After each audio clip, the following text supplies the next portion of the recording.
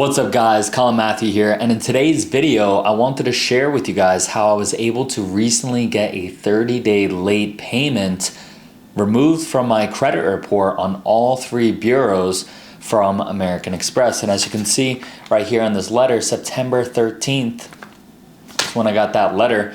And basically what I did, guys, was I sent a goodwill letter and goodwill email.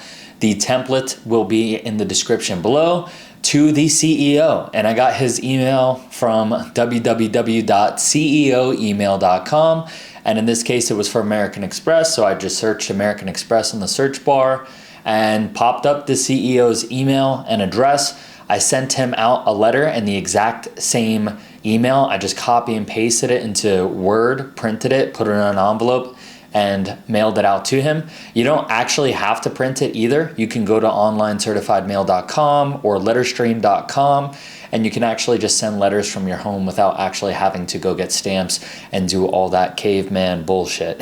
And about a day after I sent the email, he responded to the email saying, I'll have my assistant look into this. The assistant then emailed me and told me to call him.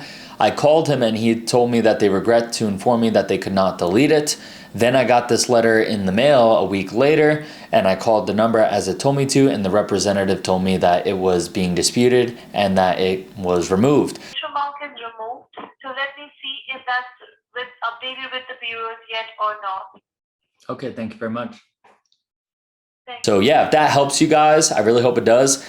Click the like button so other people that need this information can get it as well. There's no other videos currently showing how to get rid of American Express late payments in 2021. So click that like button and get this video out there to others just like you who needs it. And click subscribe if you want more videos on personal finance, on credit and investing, and how to leverage OPM, other people's money, to invest, buy businesses, scale businesses, and build wealth. This is Colin Matthew, and I'll see you guys on the next one.